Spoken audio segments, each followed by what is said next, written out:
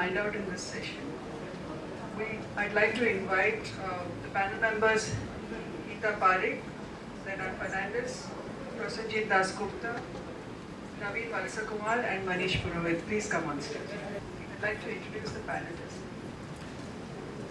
Geeta Parekh is the founder of Silverspun Brand Solutions, an integrated marketing and communications agency. Silverspun provides services to authors as well, right? And it's a company that she started in 2013 after quitting her job at MTV. Welcome, Geeta. Leonard Fernandez co-founded Dog Years, etc., an online bookstore for used books in 2006, and he's the founder of Cinnamon Deal Publishing, which pioneered in India the business of providing publishing services to authors and trade publishers. He's also co-founder of Publishing Next, the conference, and of the Dog Years Bookshop located in Margao, Goa. Mr. Prosenjit Dasgupta worked for 42 years in chambers of commerce and allied organizations. He became interested in wildlife and tribal life and started traveling and writing about it in newspapers, and also wrote books. He's author of many books, of which Chasing the Dream, Issues and Idioms, Conflict in Thin Air, A Partition in the Mind have been published by Cinnamon Deal. So Naveen Valsakumar is the CEO and co-founder of Notion Press Publishing, which was started in 2012. The company has enabled 10,000 authors to publish their books and currently distributes over 500,000 titles from publishers. The session will be moderated by Manish Purohit, who is the co-founder of Authors Upfront, a self-publishing platform. Manish teaches media students as a visiting faculty and consults on digital publishing. He has over 2 decades of experience working with newspapers, magazines, and books. Manish, over to you. Thank you, Vinupta, and thank you, Leonard, for inviting all of us and setting up this session. We'll try and have our conversations for the first 1 hour or 1 hour, 5 minutes, and then we'll open it up to you to ask us questions and your comments. Let me start with Leonard, because in terms of self-publishing, he's the most senior here, having seen it in the last 12 years, evolving from a situation where we as self-publishing organizations who are doing work for vanity, to now really being, in some cases, being looked at as serious independent publishers. So Leonard, why don't you go?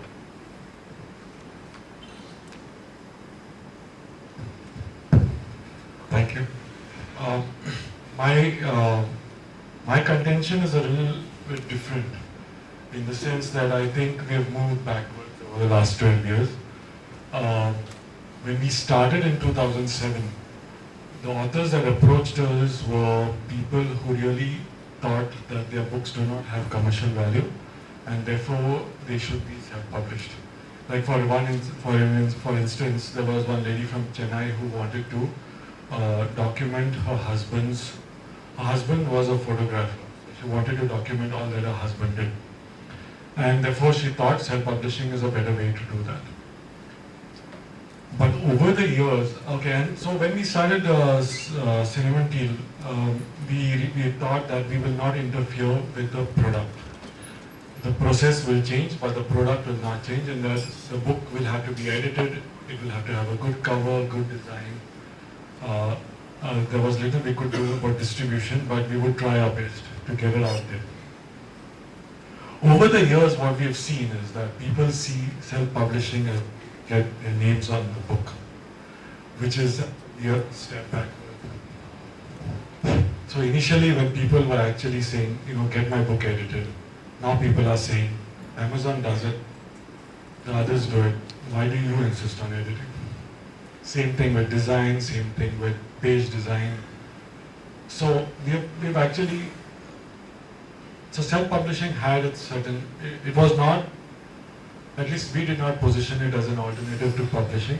We thought that self-publishing has its place, traditional mainstream publishing has its place. But now to come and say, okay, I do not need all these things that publishing gives me because I have self-publishing, I think defeated the purpose of self-publishing. So So now you come and say, I can do my design on Canva, why do I need cover design? I'm good at writing, we discussed this yesterday, I'm good at writing, why do I need editing? I can do it on Word, why do I need interior layout and things like that? And I can put on Amazon, so why don't I need distribution? So, so we have lost a lot of authors because we insist on editing, because we insist on good design, but so be it, because that was never our intention to self-publish. That you defined very well, right? And I think, even in our case, as authors upfront, we get a lot of requests. And, you have to walk out from some such projects, which is absolutely fine. But on the other hand, there are also authors who have probably found this as a medium, in some cases, as a better medium to publish. So do you have some such cases as well? Yeah, like for example, the author on this panel, he's written a book on the partition, he's written a book on the Sino-Indian conflict. And these are, so the thing is that we make sure that the content that we lend our name to, in the sense that a book that is published by Cinemental Publishing, so we do fact checking to the extent that we can. We do fact checking, so these are avenues that we want to encourage. For whatever reason, he has not approached the regular publisher, or the regular publisher has. We're not judging on that. But for whatever reason, this book needs to be out there. When you say vanity publishing, it was defined as vanity publishing because you were given 1,000 copies and you were saying, okay, 1,000 copies have quote unquote sold. We do not do that. I don't think many do that. They let the market decide, in the sense Amazon decide how many sales will actually happen. But what you're saying is true. There are books that need to see the light of the day, that are not published for whatever reason, and self-publishing is indeed a legitimate, if you will, way to do it. So whether it's the best option to do it or not, I mean, let the consumer decide. But obviously there has been a big interest in individual authors for them to consider this as an option. And this could be because either they find the traditional publishing process and timelines very, very difficult and challenging, or they themselves, as Leonard say that, it has a limited market and I want to cater to that market without actually going through a hassle of a commercial consideration of my work. There are also youngsters who just want their name on a book cover, and they just want to be, seen as a published author. So there are all these different markets, and obviously there are organizations, self-publishing organizations, setups, individuals on their own using the power of something like KDP, publishing without any intermediaries like Authors Upfront or Cinemental or even Notion Press.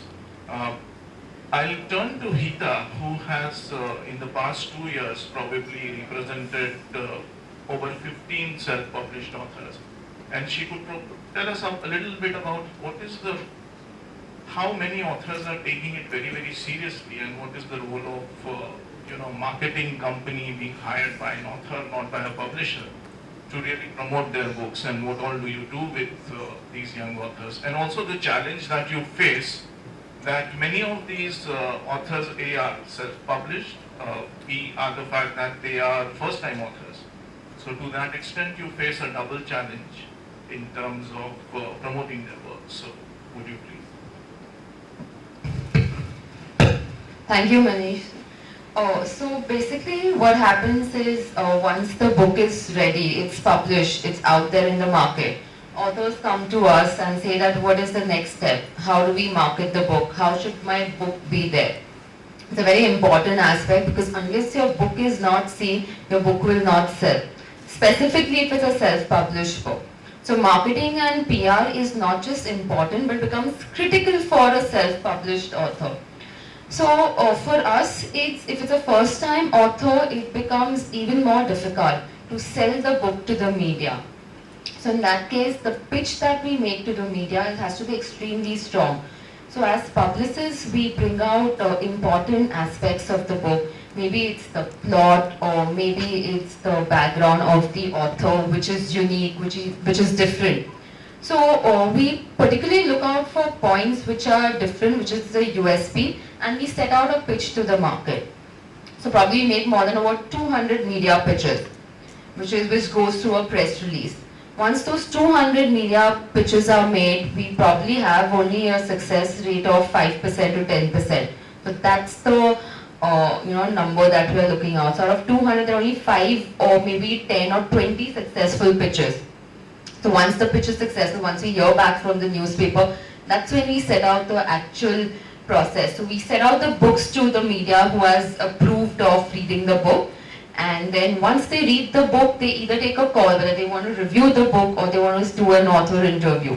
So basis that, the first step of promotion starts. So say for example, if we send out 10 books to all the media, maybe it's a Hindustan Times or a Times of India or a DNA or an Afternoon, anyone, they read the book, they either list the book where they say that, oh, this book has been launched by this author, they review the book, or they request to get in touch with the author, which happens by way of an author interview. The first step is media, which is the most important and critical step. So that's when you have more media writing about your book, it shows that, okay, the book is something important, people write back, so we like to buy the book, etc. The next way of promoting the book is we get in touch with Amazon reviews. Usually self-published books are sold online and largely through Amazon. So having more reviews on Amazon is also very important because the ranking on Amazon goes up. So we have about more than 10 to 20 Amazon reviews. Of course, these are reviewers which we know, which we have a relation with. We speak to them, we ask them to buy a copy with the price of this is being reimbursed by the author, and they review the book and they write the review on Amazon. So of course, by end of maybe 2 months of the campaign period, we have a good 10 to 20 Amazon reviews, which pushes the ranking of the book. This somewhere helps the authors. So, in my entire process of advertising and marketing the book, my conversation with the author is like, it's always been like, oh, my book is selling very well online. It's brilliant. My weekends were super. But somehow offline is just not being doing well. Of course, because the distribution points are less. So hence Amazon reviews become very critical. So along with Amazon reviews, we also request the reviewers to post a review on Goodreads. So all bibliophiles have an account on Goodreads. They go there, where the book is listed, they put their review, they give their ratings, and that also helps in pushing the book ahead. The next category, which is the emerging one, is influencer marketing, especially on Instagram. So there are these tons of Instagrammers who've got millions and millions of followers, more than 1 million plus. And they also play a very important role in, promoting the book. For example, author Durjoy Datta, he's got more than 2 million followers on Instagram.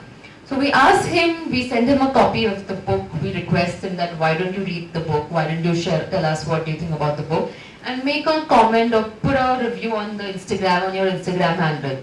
And then of course give a buying link, or which is Amazon or wherever, the direct publishing house. So that's where, it helps selling the book. Of course, these are all paid advertorials. I mean, every influencer that writes about the book, we pay them a certain amount for every post they do. It's not done organic. So that is something which you can't. But the media reviews that we do are all organic. We don't pay the media. Even the Goodreads and Amazon, we don't pay the reviewer to review the book. It's just the cost of the book which is reimbursed. So that takes care of your online bit of promoting the book. And the last category that we have is the bloggers. The bloggers they don't only have an account on Instagram, but they also have a blog which is widely viewed. So they write up a review of the book or they make a mention through a post. So this is primarily the key couple of 2-3 things where authors use these specs to market their book. So of course this is with respect to media. There are also other ways to market your book, which is targeting your book clubs, your bibliophile communities on Facebook, organizing book reading sessions. These are some of the offline areas. We primarily call it as the BTL points, marketing points, where we meet up a community of bibliophiles and we talk, and the author comes in, either he talks about his book, promotes his book. So this again gives a personal touch where it's an interactive session, and that's how the book is promoted. And through that audience of about 200-300, the word of mouth spreads. So primarily these are those key typical points, key areas which we use to market and publish market and promote the book, which is extremely critical for self-published authors. So that's primarily what we do on the first level of promotion. So I'll come back to you a little later about specifically digital, which you offer as an extension of your PR services. But before that, let me turn to Naveen. Now, Notion Press has had a very, very impressive run in terms of the sheer numbers, 30,000 outlets to sell your books, over 10,000 authors published, 500,000 titles to be distributed, and all this in a span of 7 years. Of course, they have gone through their own challenges, but Naveen, could you take us through this very interesting and long journey that you've had, successful journey, I would say? Sure, thank you. First of all, thank you, Leonard, for having us here and also for kickstarting the self-publishing industry in India. We owe it to you because see, the way we look at it is very different from the way he looks at it. We've always disagreed on this, right? The way we look at self-publishing is it's got different use cases for different people, but one thing that's common when you decide I want to do something on my own is you have to be entrepreneurial, right? It's a very entrepreneurial thing.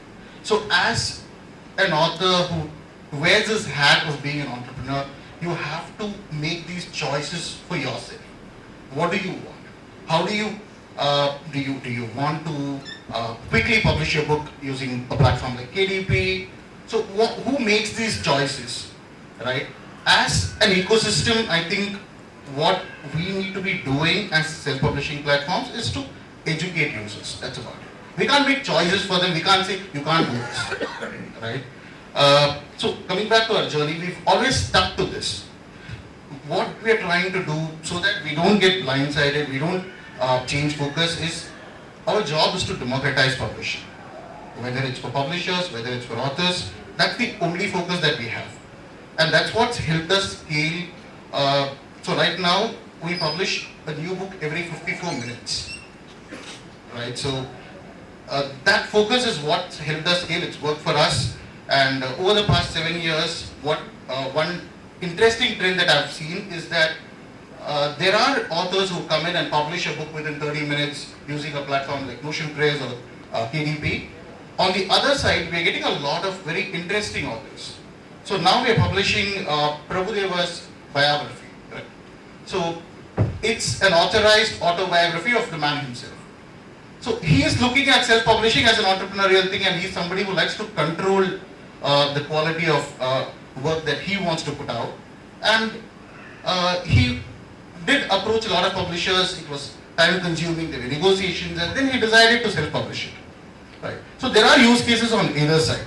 A couple of weeks ago, we published a book by Alvin Kallicharan. He's a West Indies cricket legend, right? So we recently published a book. The use case there is he's too old. He doesn't want to deal with the publisher, right? So it's very interesting to see how different people bring a different reason to trust a certain system. If I would publish my book, I know who I would publish it with. I know what exactly I want, right? My expectations are very different from what an author who's published a book, or rather there's a very young author who's an Instagram influencer. He published his 18 love letters that he sent his girlfriend. He said he wanted to publish it and just put it out there. He sold 3,000 copies. I couldn't believe it, right? So we have publishers who are trying to do different things. So in my view, I think what we are doing as a platform is to enable all of these different use cases. And how do you build out a universe that enables somebody like Prabhudeva to come and say, hey, I would like to do it my way. Somebody like Alvin to come and say, I would like to do it quickly. Or that boy, young boy who said, I want to publish a book. I don't think anybody else will. Right? How do we enable a universe like that? So that's the problem that we are working on. I have more questions on that, but let me just request Mr. Dasgupta, who's been published by Penguin and HarperCollins both, and then he decided to take the self-publishing route through Cinemanti. He's been very happy, is what he says, and so I would like just you to elaborate on, what do you think, what were the challenges that you faced earlier, and what are the advantages and disadvantages of going self or going on your own? Yes, I did start off. It started off with a bang with HarperCollins way back in 1999.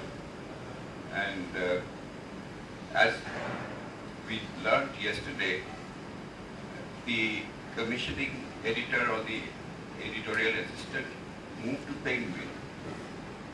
Well, the Harper book was out, and she said, why don't you do something for Penguin? So the next two books went through Penguin. Then something happened, they lost interest. And then my fourth book, which was on economic history, I'm writing mostly non-fiction, was picked up by Tata McGraw-Hill. But after that, I think sometime in 2008 or 9 onwards, whatever I produced, or I thought I'd done a reasonably good work, it no longer attracted the mainstream publishers. Possibly their editorial policy changed, or their basic marketing policies changed, and we heard a lot of marketing policies influencing commissioning of books yesterday. Anyway, when I went, there was something still bubbling inside me to write more about things I know or things I've learned, to share with the larger groups of people. The mainstream publishers had no interest whatsoever. 6 months, 8 months, no reply, nothing happened. Then somebody referred me to one of the self-publishing agencies. I don't wish to embarrass them by naming them here, but I think I had a pretty good, clean run after that. And it was not as if they didn't put me on the straight and narrow path. They did, and I'm happier for it. Because I think my books, whatever 3-4 books they have published, 3 books possibly, are better for the editorial intervention that they have done. I'm happier for it. I'm very satisfied. I'm very satisfied with, perhaps, I should not be quoted on this, more than I was satisfied by the mainstream publishers.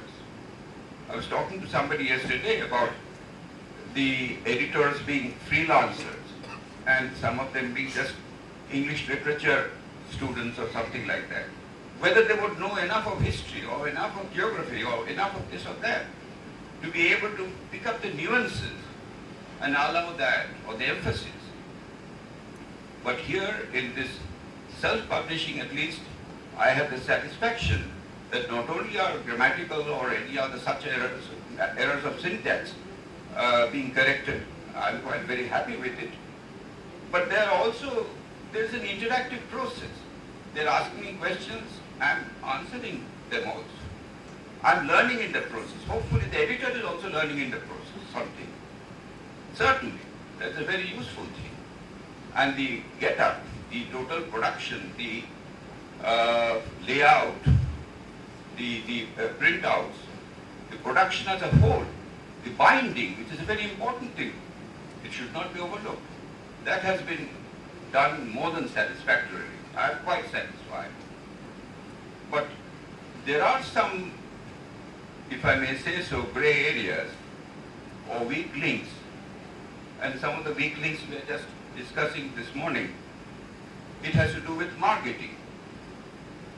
Because at the end of the day, the author does wish to be read by a larger circle of readers than presently. I mean, not just 100 or whatever, 200 but perhaps by 300 people.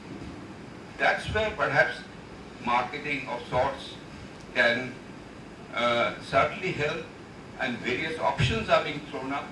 I hope I'm not taking too much time. Various options, I think you have mentioned a few, they're very interesting, but that brings me to the question, just briefly, what has happened to book reviews that we used to see up to, say, 2000 or 2005? Where has it vanished? Statesman book review, the Hindu book review, these were something to be treasured, something that we always looked forward to. But today, I mean, I don't mind admitting, even while knowing somebody in the Statesman, even while knowing somebody in the Hindu, somehow the reviews don't come out. Maybe the book is not good enough to be reviewed. Fair enough.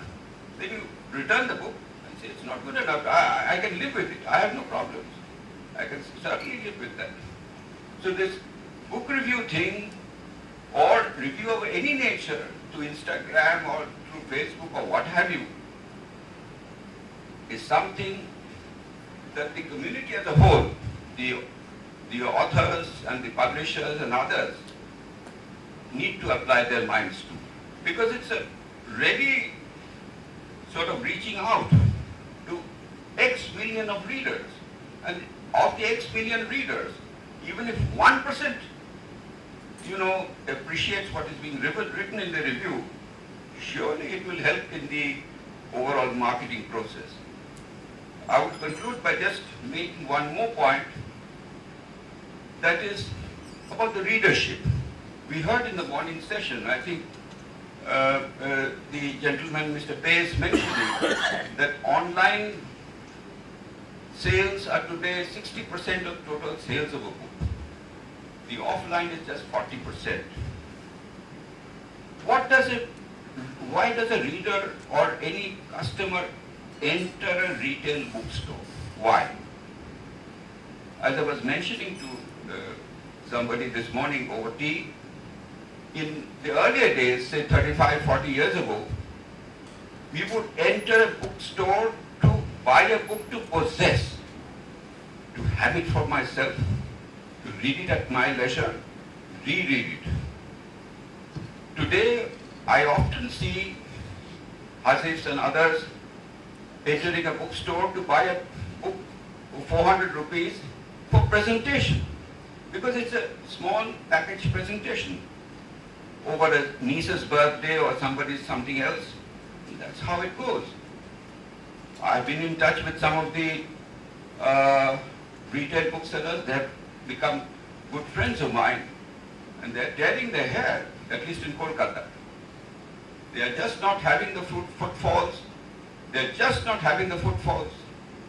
They're not even having people asking about books. Forget about putting up the money on the counter.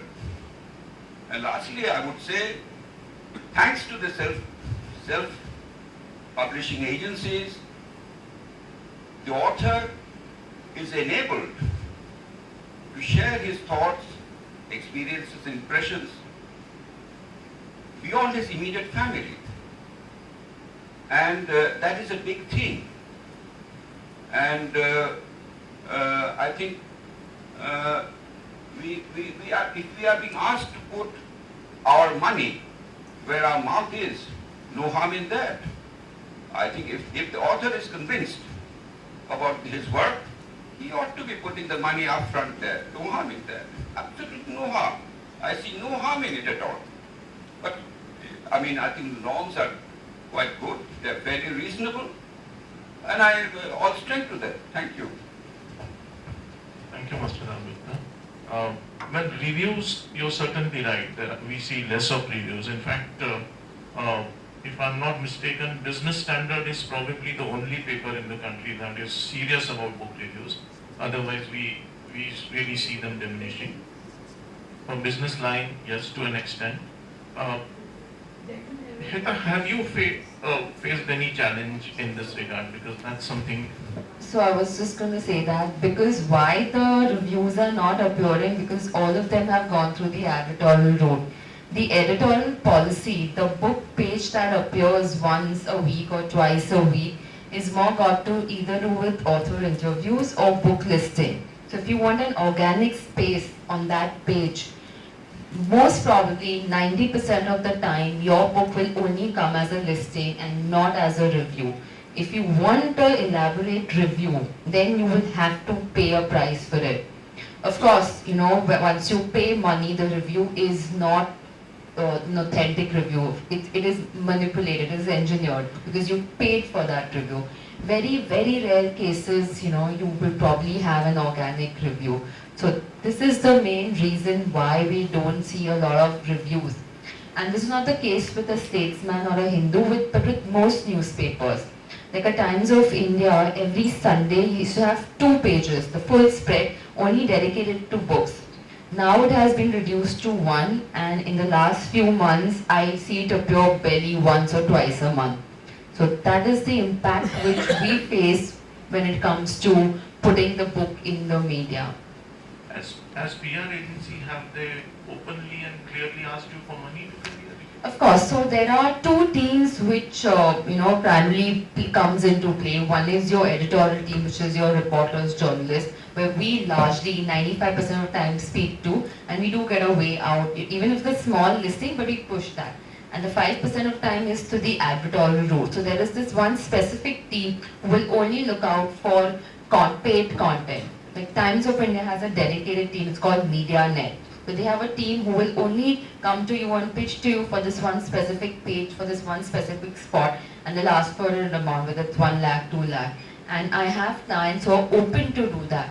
So in totality, with the entire campaign that we do, we not only give them organic reviews, but they're also willing to buy that space. So overall, they have a full-fledged campaign. And you know, with whatever conversations I have with my clients, specifically authors, they say that no, it does help us because A, it's an ego booster, B, it also affects sales. So it's a package. So because the reason why, you know, this is happening is because somewhere we are also encouraging the media that, okay, fine, you have this, we don't mind buying it. So it's all in all, it's a 50-50 situation. Thank you. I'll go to Naveen now. Despite really building up a large size of ecosystem, I would call it, we also see that the retailers, the distributors, and the mainline people who are supposed to carry your books are still not willing when it's a self-published book. Would you talk about that? Or is it the other way around? So, I'll give you my honest opinion, and you can hate me for it, but I don't think bookstores, distributors are doing a good enough job in this country. So, we consciously stay away. So, publishing about 700,000 titles a month, there are a set of titles that do really well, right? So, just like in any media business. But see, money in the bank is better than in the books, right? So that's something that we believe in. So I think we've consciously made sure that if we can directly pass on an incentive to the reader through an online channel, we do it. If we can invest more in building out more quicker deliveries for our readers, so partnering with hyper-local companies, or whether we're selling it directly or through a sales channel like Amazon, we invest in that. I think, and what we're trying to also do is to see if distribution has to be done this way, right? So you go to a distributor, you go to a store, you get a lot of returns, you don't get paid. So we've been through that cycle in the first 3 years of doing this. I think what needs to be done is, if distributors are a little more open with their technology, or if they can adapt to technology. Honestly, at the scale at which a lot of publishers operate today, I don't think this whole talking about books are going to work. Today, metadata talks to each other, right? So your metadata has to talk really well. Your bookstore guys are going to have to sift through tons of data, right? So a lot of automation has to come in before somebody like us can even think of supporting a store. See, we pay our authors back automatically in 30 days from the date of sale. I don't know how many publishers get paid in 30 days, right? So at that competitive level, we are trying to bring that down to 7 days. At that competitive level, we cannot afford to have any sort of inefficiencies in the system.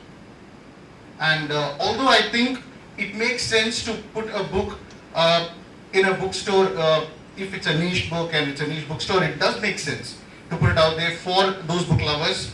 But in the larger picture, I don't think it makes sense for any publisher to be doing that. And I could be horribly wrong because I'm very new at this.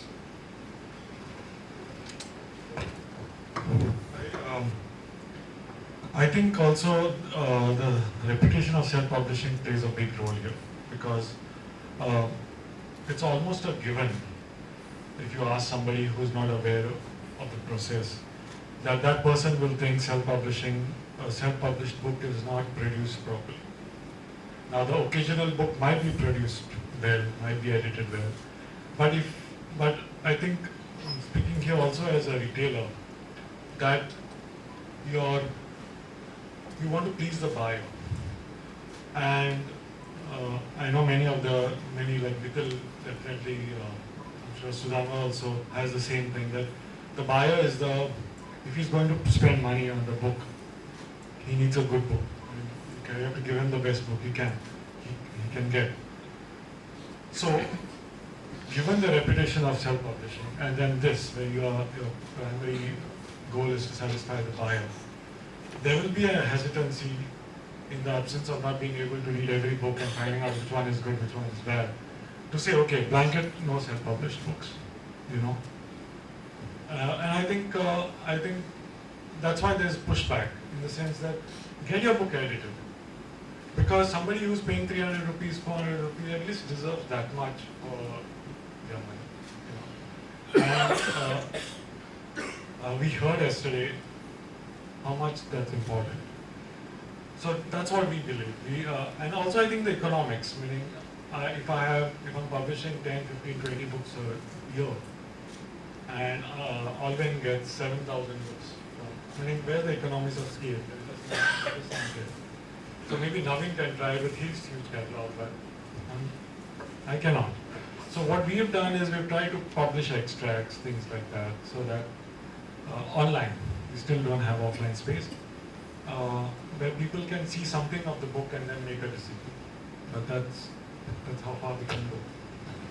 So I would just like to add to that, right? So I was speaking from the self-publishing side, but also since we get access to a lot of data and that first-hand information always comes to us first, what we do is with this large catalog, we also get the first right to invest in any book, right? So we take it to a completely different imprint, we invest in this, and then we take it offline, right? So either through a distributor like Prakash, but again, the pain points are real, right? So whether you are publishing it with your spend that an author would make is about 60,000.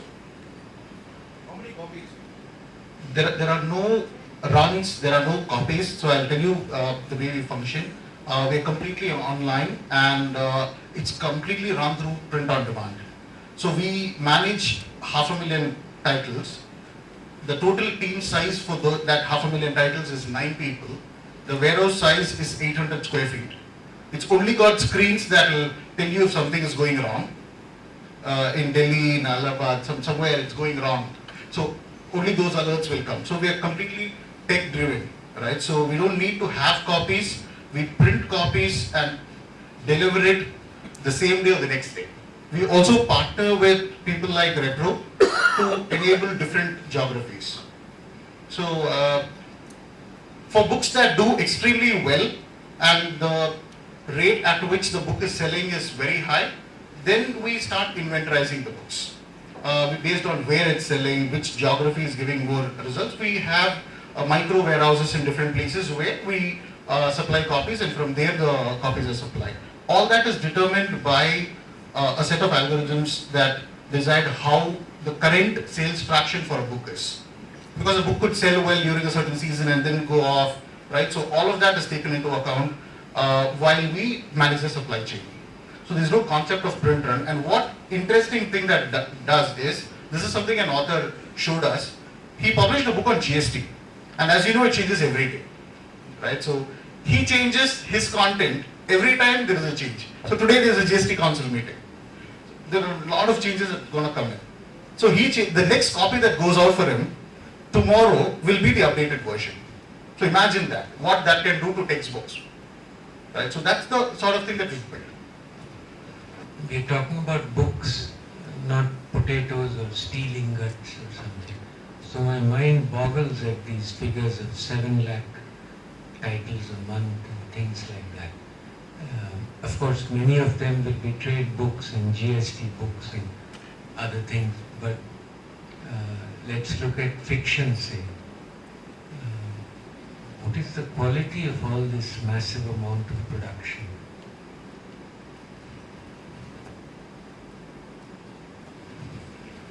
So I just correct the number, sir. It's about 750 books every month, right? So it's not 7 lakh. So the quality of content, the author is at liberty to choose how he wants to publish. Like I told you, 45% of our authors today choose the services model where they're very quality conscious. They want to make sure that the book goes out really well. About 65%, 55% choose the platform model, but I can't comment whether they've edited it or not. So there could be a publisher who's edited the manuscript, so it could be a small publisher who's edited the manuscript, done all the due diligence and then put it up on the platform, right? So as far as we are concerned, we are the road that enables this.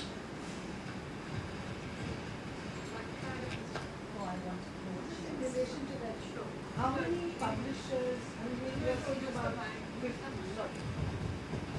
about 55% of your clientele would be publishers by elimination.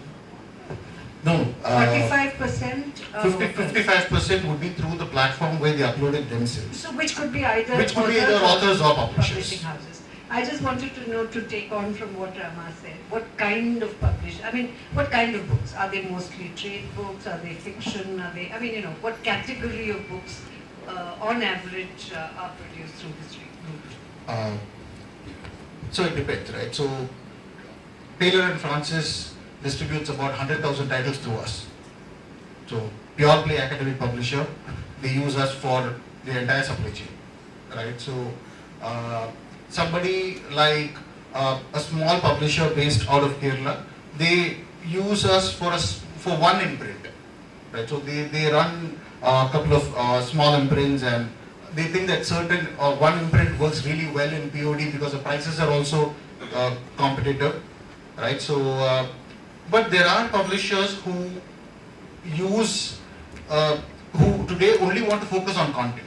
They don't want to focus on anything else, right? So especially in Indian languages, we see a lot of publishers who come in and use the platform, and because we also have solved the font problem, so publishers don't just use it to put a final ready file, they also use the platform to create the file. So you copy paste the content in the platform, and it typesets the book to norms, right? So industry norms, all of that, you can make changes. So all that is possible, because of which we have a lot of Indian language publishers who are using the platform. So it's a lot of variety. What's the difference between you and KDP? We play in the same market. I don't think there's a difference between us and KDP. In fact, we sell all our books on Amazon, which is our primary sales channel. We work with the KDP Enterprise team in Singapore, right? So, as far as KDP is also concerned, the general sentiment is that they are very happy with more content, right? So, I don't think we see differences in KDP. One difference, key difference that I would say is we're very India focused. While on KDP in print, if you see, it's priced in US dollars and imported into India. In a print market like India, it's very important to be price sensitive to the local market, which I don't believe KDP does yet. Hi, quick question. I am an academic researcher, as well as a freelance editor working in academic publishing. And so far, I've edited about 250 to 75 full-length humanities manuscripts, including for publishers like Bloomsbury and Palgrave Macmillan. So when you say you don't have any intervention at all for those authors who want to straight away get their books out, what do you do about plagiarism? So like I told you, there's a one-day intervention, there's a review that's sort of 90% automated and 10% manual intervention. So you take things like plagiarism, you take things, certain keywords that will flag off any content that needs to be looked at. So everything is solved as a tech problem than as a publishing problem, right? So there are softwares deployed to even check if the formatting is right. There's no human being to check that. So even if to scan the page and to see if the formatting is reasonable, there are only applications that do that. And only flagged off content is reviewed by people. Also, we have a reporting mechanism. So if you feel there's content on MotionPress that's plagiarized or that's not supposed to be there, you have a reporting structure where you report the content and we take a look at it. How did you decide to make it so much non-human intervened company? Because if you could do it, I believe every other publishing house, be it independent or a huge one, can also do the same. And like Amazon is a technology-driven company, although it might appear to be a retail company, it's majorly a technology-driven company. And how did that decision or identification happen to you as a publishing company? See, we started MotionPress with 3,000 rupees. We had more time than money, right? So when you give software engineers more time than money, you solve software problems. We don't know about books, we don't know about, so we roped in people as advisors from the industry. But the interesting thing is that we've never looked at the publishing industry as a book industry, but it's a technology problem that so many years nobody solved, right? Whether it's supply chain, whether it's also because we are very lazy. It's like, why do you want so many people there when you can automate this? So the choices that we make are also driven by that sense of the industry that we come from. Right. So our business with publishers, to tell you something interesting, is the business with publishers was driven by unnecessary building of technology for authors. So you didn't need to build such a huge supply chain for authors, but we had a lot of time. So we ended up doing that, right? So you didn't have to build a very efficient print network across the country. So we did that.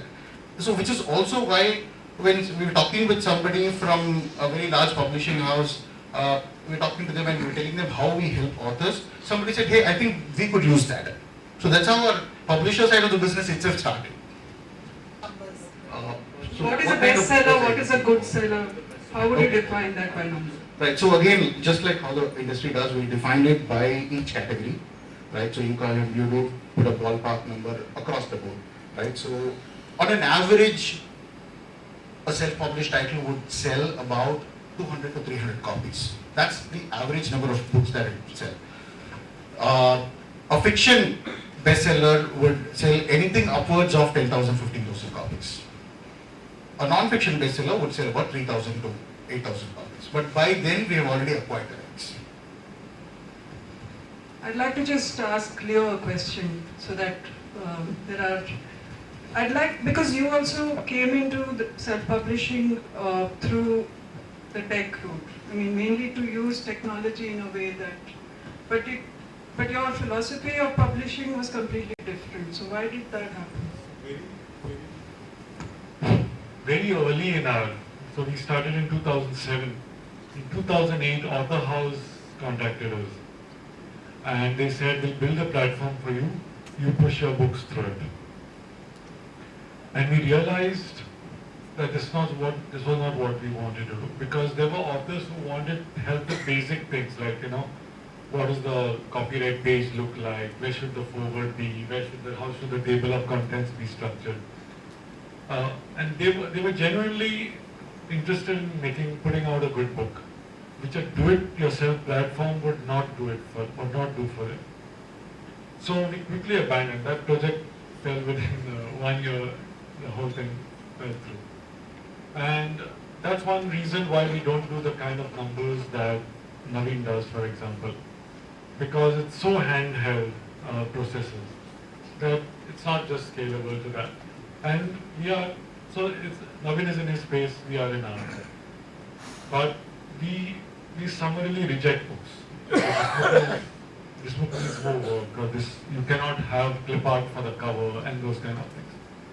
So rejected manuscripts, if I remember, because they were bigoted or... yeah, so that was early in our contract, that it cannot be offensive to women, it cannot have any that kind of content.